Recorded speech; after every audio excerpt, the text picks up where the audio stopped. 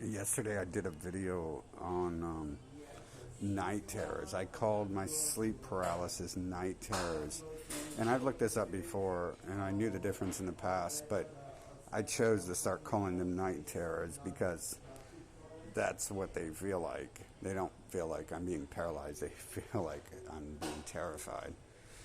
And you remember them as well. So it's like pretty terrifying to begin to wonder what's happening in the world around you.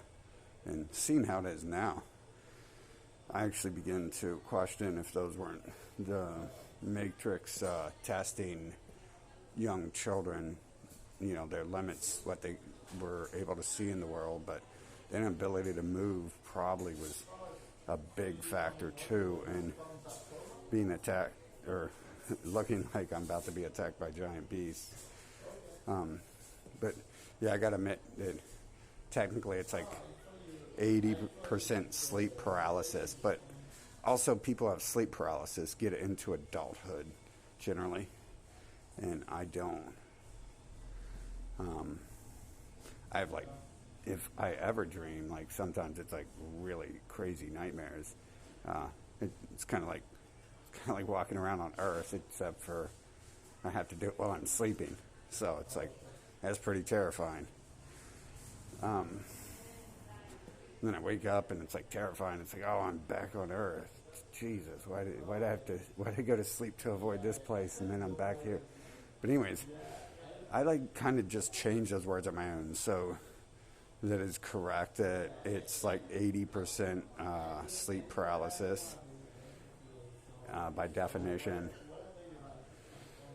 And no one else ever informed me of what was happening, so a third party watching could more define and be absolute. But yeah, it was probably that.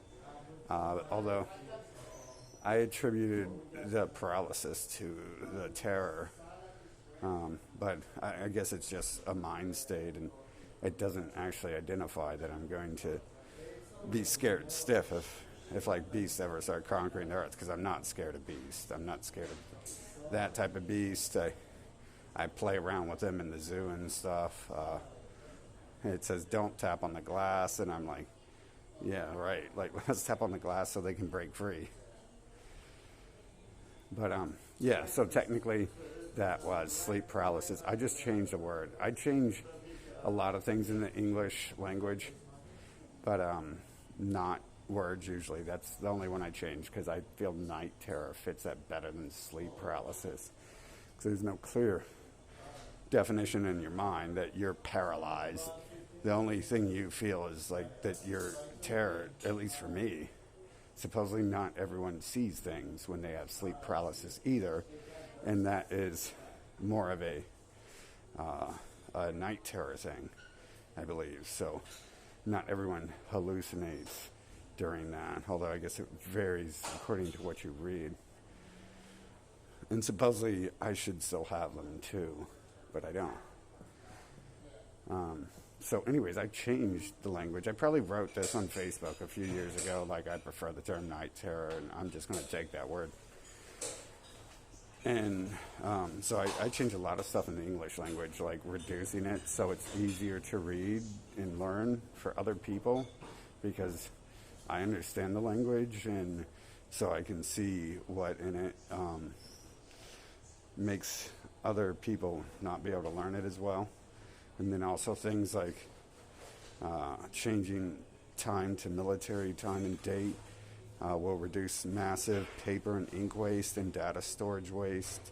I've got like several pages I've written on things that change within the English language, spread about.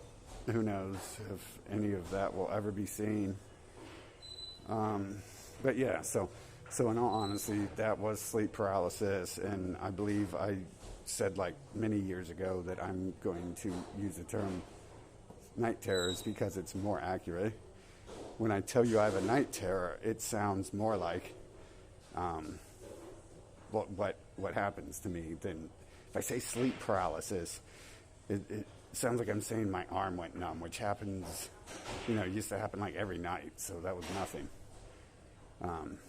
And again, supposedly sleep paralysis doesn't always come with the hallucinations, if they were, because I actually kind of questioned if those were hallucinations, because it was very real, and I don't think I remember waking up. I just remember, I don't remember what happened, but the transition to being able to move and go back to sleep didn't feel like it had like a state in it.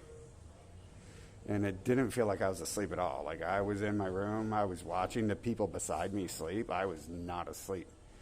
And, you know, my brother was beside me asleep, and he don't move at all. So he had no idea what was going on, but I thought he would hear the banging on the walls of the side of the house as the beast climbed up the side of the house. But no one ever heard that stuff, apparently. So technically I was awake during that stuff. I'm pretty sure that was a state where I was almost fully awake.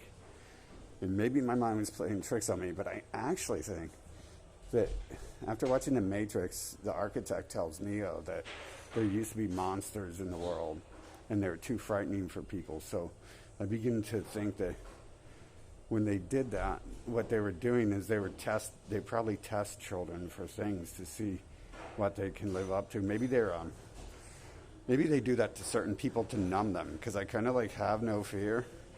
And I might not have, if I was a kid, been, you know, in that state. I might not have been scared at all. And I might have started, like, you know, waking up my brother and throwing rocks at the window and all that. I probably would have done something. I would have loved to know what I would have done if I could have moved.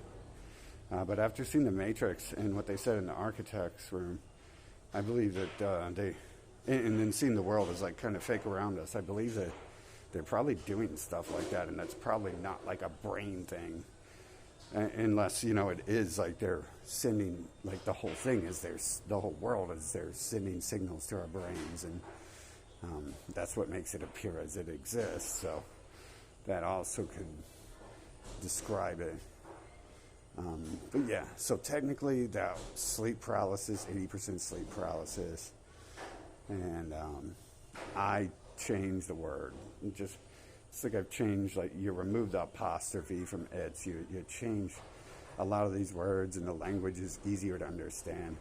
To me, what I experienced was, if you call it sleep paralysis, that sounds like some punk stuff. It's like that happened all the time. I wake up with a numb limb that couldn't move or something like that, and waking up with like beasts climbing up the side of your house and you can't move, and you're like unimaginably scared. So I don't know if I've ever been scared to the point I can't move. I don't think I really get too scared of anything. So that actually feels like a night terror. It doesn't feel like sleep paralysis to me. So I took that upon my own to change the words, and I totally forgot I just did that myself. I don't do that with words often, so you won't hear that too much.